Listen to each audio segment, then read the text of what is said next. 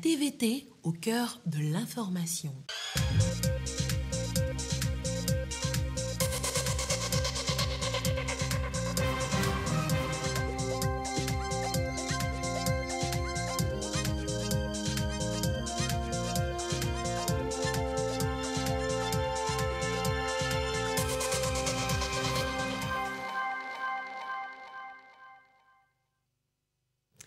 Il est l'heure du journal sur la télévision togolaise. Madame, monsieur, bonsoir et voici les titres de cette édition. Fin de la visite officielle du président nigérien au Togo. Arrivé hier, le président Mohamed Bazoum a mené plusieurs activités aux côtés de son homologue togolais Faure Gnassingbé. Il a quitté donc Lomé ce matin raccompagné par Madame le Premier ministre Victoire Tomiga Dogbe. Première session du Conseil national du crédit ce mardi à Lomé. La situation économique et le portefeuille de crédit des banques et systèmes financiers décentralisés étaient à l'ordre du jour. Et puis les chirurgiens de la sous-région ouest-africaine sont en congrès à Lomé, véritable plateforme d'intégration sous-régionale. Ils vont tabler sur la formation de nouveaux chirurgiens sur le continent, ceci pour une meilleure prise en charge des patients. À découvrir dans ce journal. Voilà donc pour les titres. Après plus de 24 heures passées au Togo, le président nigérien Mohamed Bazoum a pris congé de son hôte togolais Faure Gnassingbé ce mardi. Une visite officielle ponctuée par des séances de travail et des visites. Et le président nigérien a été salué à son départ à l'aéroport ce mardi, à l'aéroport international Gnassingbé Adema, par Madame le Premier ministre Victoire Tomiga Dogbe. Je vous propose donc les images du départ du président nigérien ce mardi.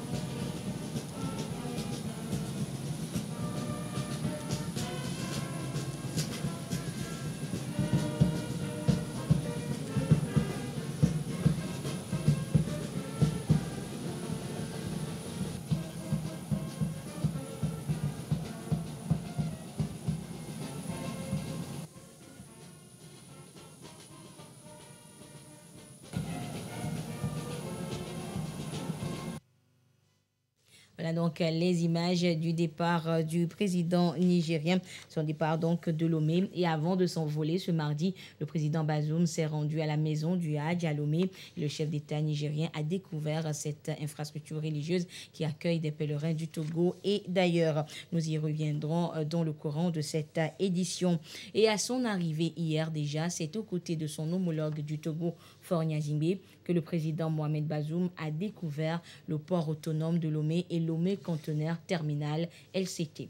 Le port de Lomé qui dessert les pays ne disposant pas de façade maritime comme le Niger. Le compte rendu avec Ulrich Amega. Année après année, le Togo s'achemine vers son ambition de hub logistique de premier ordre dans la sous-région ouest africaine. Dynamique impulsée par le chef de l'État Faure Gnassingbé et dont veut s'inspirer son homologue du Niger, Mohamed Bazoum. Ambition matérialisée sur place ici par Lomé Conteneur Terminal LCT. L'extension de son espace de 6 hectares et la mise en service d'équipements de manutention en sont les preuves. Excellence, Monsieur le Président de la République, l'histoire retiendra surtout votre vision, élaborée et renforcée par vos propres observations sur du vécu, en visitant des fois à pied et de façon informelle des ports d'Europe et d'Asie, que votre vision, disais-je, est en train de prendre forme. Cette vision d'une place portuaire forte et efficace, avec comme objectif le développement économique du Togo, mais également et fondamentalement mis au service du développement de toute la sous-région. La construction de Lomé Conteneur Terminal, un hub de transbordement et un canal de desserte des pays de l'Interland est un indicateur de choix. 2 grues mobiles de location, 2 portiques de quai STS, 5 portiques de parc RTG, 10 tracteurs, remorques et châssis, 2 chariots élévateurs des conteneurs vides et plein d'autres équipements. Le projet permettra à la LCT d'honorer ses engagements en garantissant les meilleurs standards de qualité de ses services. Nous avons l'intention de créer un hub ici à Lomé qui va servir ou qui sert déjà tous les ports voisins de Maroc jusqu'à l'Afrique du Sud, Europe, l'Amérique du Sud, l'Inde et la Chine. C'est surtout une question d'augmentation de volume, une question d'augmenter la productivité parce que pour l'armateur, ce qui est important, c'est que le navire entre et sort le plus vite que possible. Et c'était la motivation d'investir. Le port de Lomé, 4e port en termes de trafic conteneurs en Afrique et 96e dans le monde en 2022. Le trafic global des conteneurs a connu une augmentation de 34,6%, passant de 22 177 416 tonnes en 2018 à 29 771 998 tonnes en 2022, pour une augmentation de plus de 31% sur la période 2020-2022. Des résultats qui résultent d'une sécurité maritime renforcée et d'un climat des affaires propice. Une cérémonie d'inauguration ponctuée de visites guidées, visite qui a permis au président nigérien Mohamed Bazoum d'apprécier à juste valeur les différents services ainsi que la transformation opérée au niveau de ce poumon de l'économie togolaise, tel tracé par les orientations du chef de l'État, Faure Issozim Singbe. À retenir donc à l'agenda donc de la visite du président nigérien à Lomé. Je vous l'annonçais donc sa visite ce mardi à la maison du Hadj à Lomé. Le chef d'État nigérien a découvert donc l'infrastructure religieuse qui accueille des pèlerins du Togo, mais également d'ailleurs. Le compte rendu avec Dodo Waré.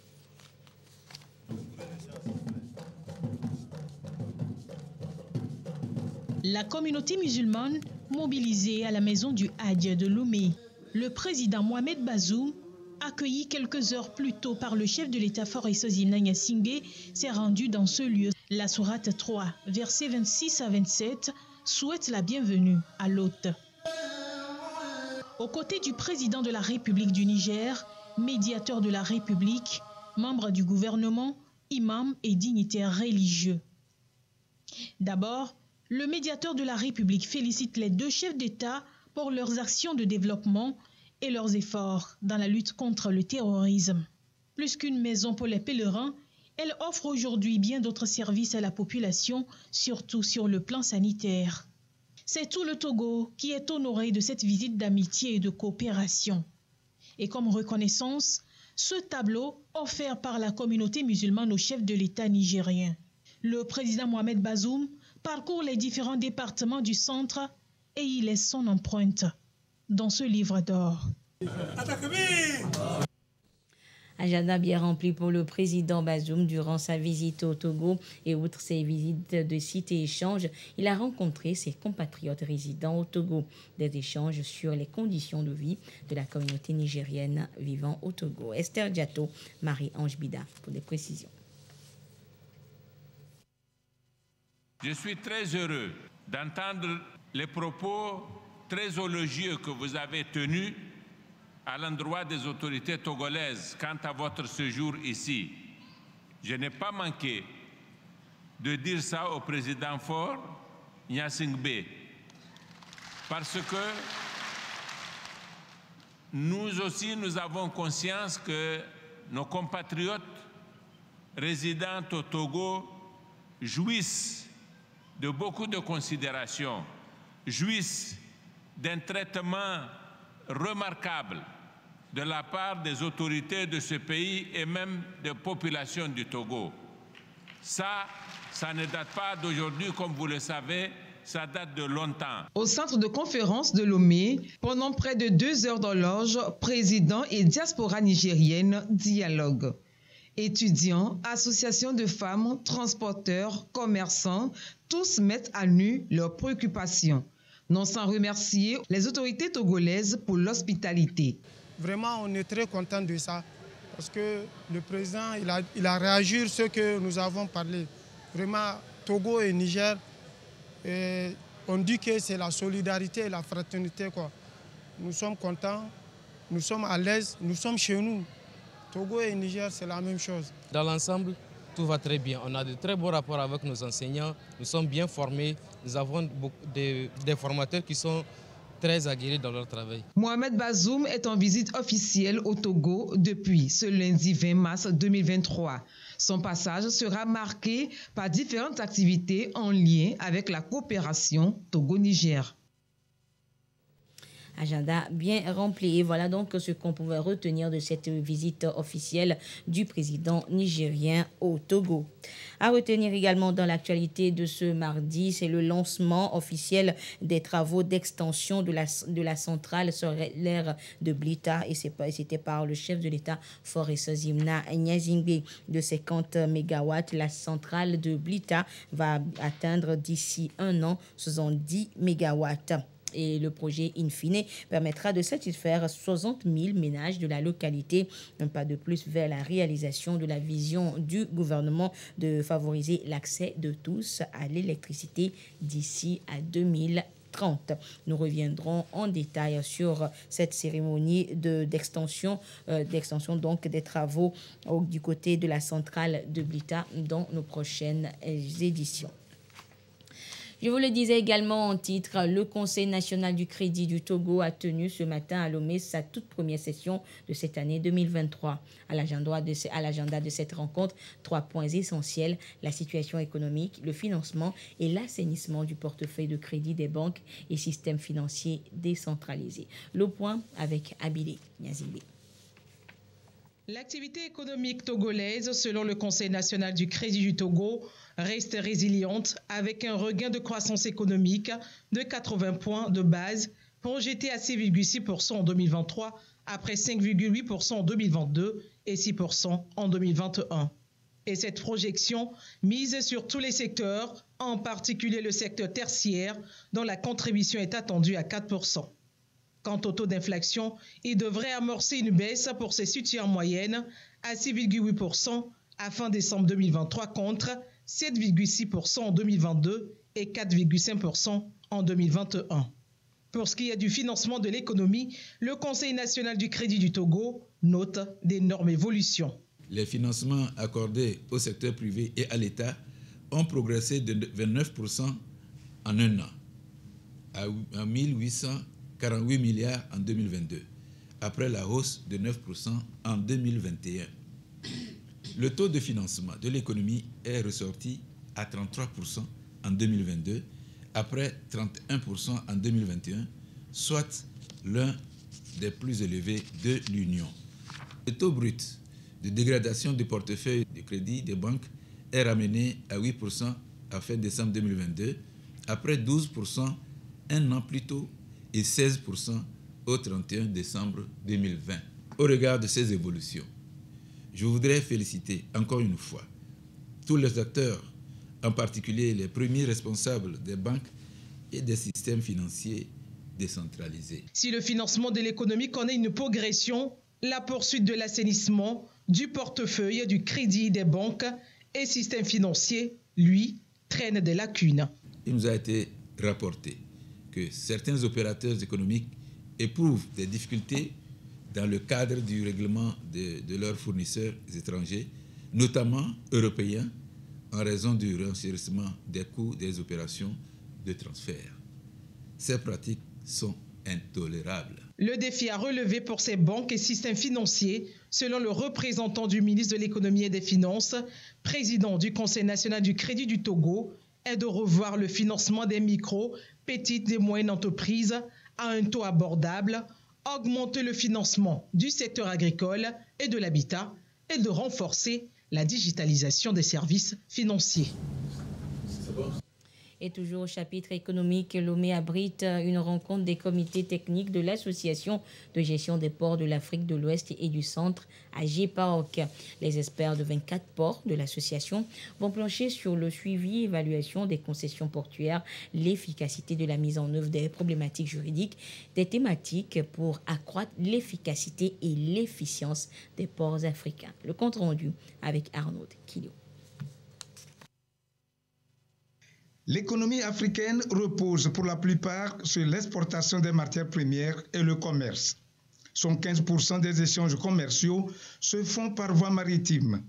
Face aux défis liés à la vitalité des ports en Afrique, notamment la célérité, l'efficacité et l'efficience dans la gouvernance, les assises de Lomé vont accoucher des stratégies pour accroître les performances des ports africains. La vitalité du secteur portuaire n'est plus à démontrer au regard de son apport en termes d'emploi et de recettes fiscales ou douanières procurées aux États. Aussi, devrions-nous œuvrer inlassablement pour le développement de nos plateformes portuaires afin d'assurer les missions principales qui leur sont assignées, c'est-à-dire un service de qualité aux navires et aux marchandises au profit de nos usagers. Après un demi-siècle d'existence, l'Association de gestion des ports de l'Afrique de l'Ouest et du Centre, AGEPAOC, veut aller plus loin avec la digitalisation des services portuaires. Les États ont essayé de concéder certaines activités commerciales au sein des ports pour plus de professionnalisme et de valeur ajoutée. Aujourd'hui, nous parlons de la zone de libre-échange continentale. C'est de faire en sorte que les ports grossissent ensemble, réussissent ensemble pour l'économie de nos nations et de l'économie de notre région et l'économie de l'Afrique. Et donc c'était ça, notre attente, c'est de faire en sorte qu'on ne dise plus que nous sommes des ports secondaires et qu'on dit tout simplement que nous sommes des ports qui s'inscrivent tout simplement dans les standards internationaux. Entre autres perspectives, la création d'une zone de libre-échange africaine pour renforcer l'intégration économique sous-régionale.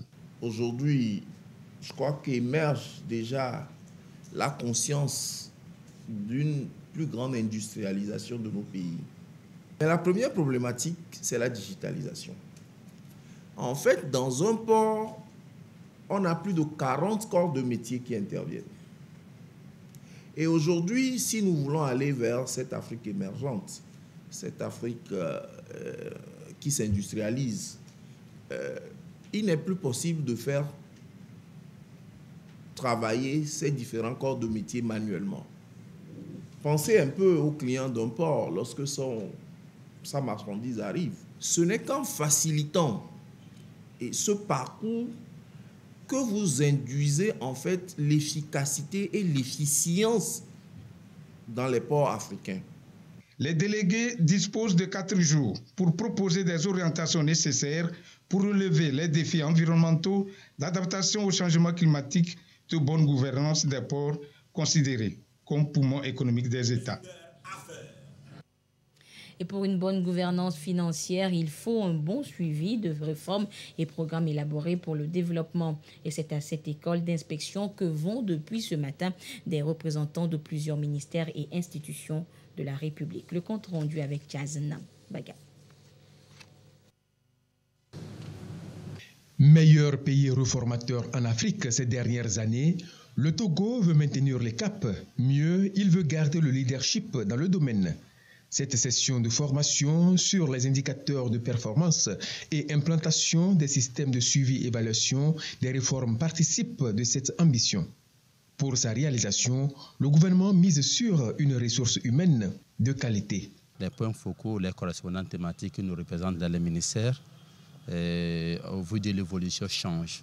Nous avons de nouvelles personnes qui assument cette responsabilité, mais ça n'a pas été suivi d'un renforcement des capacités. Depuis 2 ou 3 ans, nous constatons au fur et à mesure que nous faisons des suivis qu'il y a ce besoin encore de renforcer les capacités des acteurs de suivi des réformes.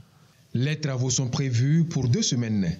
Les bénéficiaires au nombre de 96 sont répartis en 2 cohortes de 48 acteurs. La formation va porter sur les indicateurs de performance. Et lorsqu'on parle des réformes, il faut qu'on puisse évaluer la mise en œuvre de ces réformes et nous avons besoin des indicateurs. Et ces indicateurs constituent les éléments clés de l'évaluation de la mise en œuvre des réformes. Donc, c'est également permettre à chaque correspondant thématique ou point focal de pouvoir mettre en place un système de reporting pour pouvoir nous donner le niveau de mise en œuvre des réformes.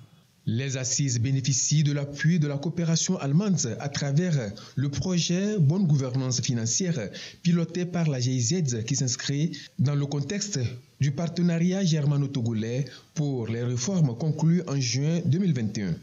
Le suivi renforcé des réformes dans un État constitue un pilier important qui contribue à l'assainissement des finances publiques, qui favorise une bonne gestion de ses finances et ainsi permet d'assurer un développement inclusif qui réponde aux besoins des populations togolaises.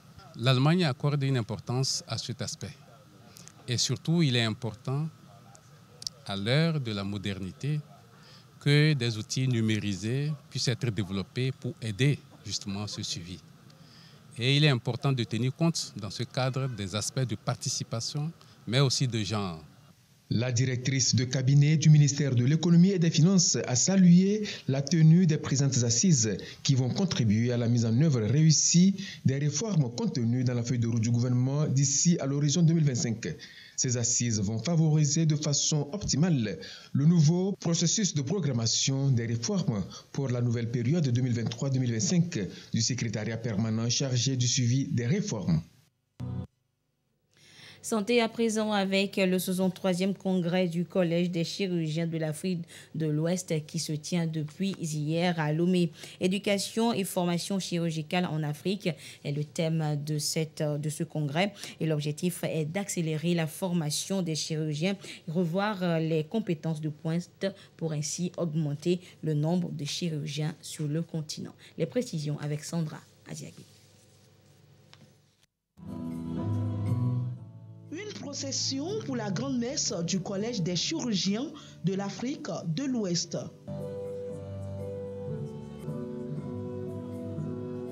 La mobilisation des professionnels du secteur juge de la pertinence et de l'importance de ce rendez-vous annuel, le 63e du genre au Togo. Une rencontre de haut niveau pour explorer des pistes de solutions pour l'amélioration des pratiques de la chirurgie dans les formations sanitaires de chaque pays. L'avènement du Covid-19 a fait émerger de nouveaux défis, dont l'utilisation des TIC dans le domaine chirurgical. Des défis qui exigent de nouvelles approches dans les pratiques chirurgicales. Dans un premier temps, la francophonie célébrée à Lomé, la représentation de relever, des défis liés au plateau technique, des défis liés également au problème du financement des soins de santé. À la fin de ce congrès, les curricula de formation seront mieux définis. L'OMS se félicite de la priorité que le gouvernement togolais accorde à la santé des populations africaines en abritant ce sommet, le 3e du genre en 3 semaines. Pour l'Institution internationale de santé, il est important que cette rencontre vienne renforcer la résilience des systèmes de santé et améliorer l'accessibilité aux soins en Afrique. Ensemble, nous devons accompagner les États membres pour accélérer, entre autres, la mise en place des programmes de formation en chirurgie essentiels de base afin d'avoir une masse critique d'agents de santé pour améliorer la disponibilité et l'accessibilité aux soins, surtout bien en zone rurale pour que personne ne soit laissé pour compte. À ce forum médical, l'État togolais a rendu un hommage mérité à tous les chirurgiens pour leur travail.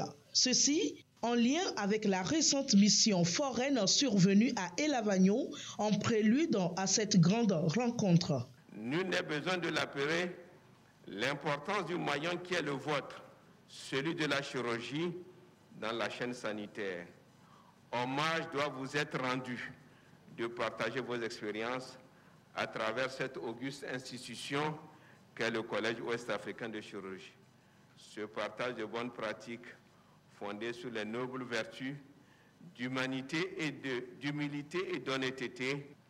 À travers cette démarche, dont témoigne d'ailleurs la récente mission foraine, que certains d'entre vous ont eu l'humanité d'effectuer à Elavagnon et de prendre en charge plus de 100 malades, souvent démunis. Le point d'orgue de cette rencontre, la distinction du chef de l'État du Togo, investi grand patron de ce 63e congrès. Ici, il est représenté par le ministre en charge de la Santé.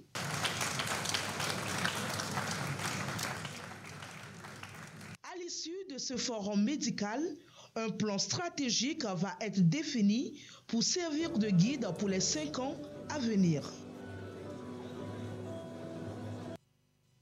Hors du Togo, le journaliste indépendant français Olivier Dubois, libéré hier au Mali, est arrivé ce mardi à Paris.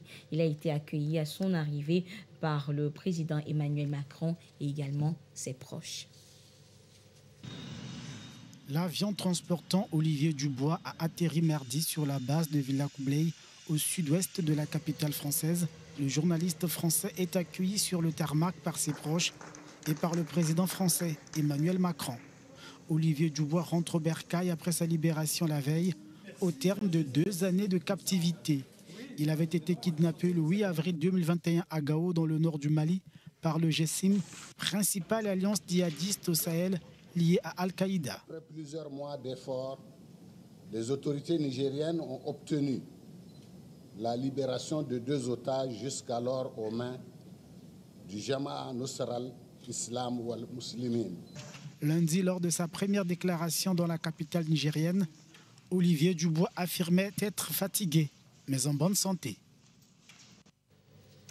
Et retour en page nationale pour parler toujours du journalisme avec ce projet Radio Rural International, organisme basé à Ottawa au Canada qui met annuellement en compétition 2 prix pour célébrer l'excellence et le pouvoir de la radiodiffusion rurale sur la vie des populations. Et pour cette édition, l'édition de cette année 2023, ce sont 2 femmes journalistes, l'une de la radio rurale des Savanes à Dapaon et l'autre de Radio Évangile Alberca de Sokodé, qui remportent les 2 prix d'excellence mis en compétition, et les 2 lauréates ont reçu leur prix cette semaine. Le compte rendu avec Christine Pechekialoudet. Le prix des communications George Atkins est allé à Hortense Damtots Lamboni de la radio rurale locale des Savanes à Dapaon, tandis que le grand prix Liz Hugues pour les radios rurales au féminin a consacré l'équipe productrice de l'émission L'égalité des genres et équilibre social et son animatrice Elisabeth Ilim de Radio Évangile Alberca de Sokodé. Vu la qualité des critères d'évaluation, fondés notamment sur la qualité du travail, sur l'objectif recherché, à savoir l'impact sur le développement, nous pouvons nous réjouir de la reconnaissance faite. À Dapaon comme à Sokodé, les lauréates ont reçu leurs certificats respectivement du préfet de Toune, d'Outi Yendoukwa, et du premier adjoint au maire de la commune Tchadio 1, Yerima. Les trophées leur ont été remis au nom du ministre de la Communication et des Médias et de la Radio Rurale Internationale par le directeur national des radios rurales et le coordonnateur régional du réseautage de Radio Rurale Internationale. Radio Rurale Internationale célèbre l'excellence de la radiodiffusion avec 2 prix. ARRI cette année est vraiment exceptionnel pour le Togo parce que 2 stations de radio ont remporté les 2 prix de Radio Rurale Internationale. Les 2 lauréates qui produisent et diffusent des émissions en langue locale expriment ici leur fierté pour cette reconnaissance internationale. Ce prix vient récompenser mes efforts en ce qui concerne mes productions et mes conduites des émissions lors du projet Relance dont a bénéficié la radio communautaire des Savanes. C'est une très grande joie pour moi et j'interpelle toute femme qui est dans les médias de se lancer. Le prix des communications George Atkins, du nom de son fondateur, récompense depuis 1991 un radiodiffuseur ou une radiodiffuseuse qui démontre par sa production radiophonique son engagement pour la sécurité alimentaire et pour la réduction de la pauvreté, alors que le Grand Prix Liz Hugues récompense depuis 2019 des émissions qui traitent de l'égalité des genres. L'Organisation pour l'alimentation et le développement local OADEL, résolument engagée dans la promotion de la consommation locale au Togo. En témoigne depuis quelques jours l'inauguration ou la création de Bobar Distribution, sa centrale de distribution de produits alimentaires locaux. Comment cela se passe-t-il concrètement? Carmen Madji Akakbo nous l'explique.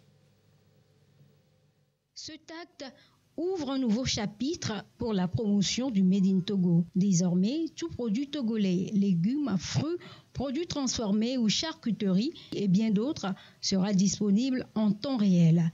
Il suffit de manifester le désir et Bobar Distribution s'en charge. Il y a un chaînon manquant dans le secteur de la promotion de la consommation locale qui est le maillon distribution. Les produits importés sont un peu partout et nous sommes dit qu'il faut créer justement une structure qui est destinée uniquement à prendre les produits locaux, à les distribuer de façon plus large sur la ville de Lomé et pourquoi pas à l'intérieur. Et c'est ça qui a amené aujourd'hui à créer ce que nous appelons la centrale de distribution des produits alimentaires locaux, qui est le premier du genre au Togo, voire en Afrique de l'Ouest. Bobar Distribution est situé au quartier enfamé à Kodé-Sewakbota. Sa principale cible, les boutiques d'alimentation générale, les restaurants, les hôtels ou tout autre magasin spécialisé dans la vente de produits alimentaires togolais. La vente se fait en gros et demi-gros. À part le bloc administratif, nous avons une partie de cette centrale de distribution qui va réceptionner les fruits et légumes, les découper, les conditionner et les vendre parce qu'aujourd'hui, à Lomé, il faut reconnaître qu'il n'y a pas les fruits prédécoupés disponibles pour surtout les hôtels, les restaurants. Il y a aussi un magasin de stockage des produits alimentaires locaux transformés, conditionnés en bouteilles, en sachets ou en carton. Et là, nous les stockons et nous les distribuons auprès de ce que nous appelons les boutiques d'alimentation générale pour que ces produits locaux-là puissent être là où il y a les produits importés et permettre l'accessibilité géographique à un plus large consommateur. L'idée de la mise en place de cette centrale de distribution a germé depuis 2018. Elle a été soutenue par la mairie Golfe 1 et plusieurs ONG internationales, dont Pain pour le Monde. Depuis 10 ans, nous grandissons avec OADEL et nous sommes très fiers de voir à quel point ils nous émerveillent.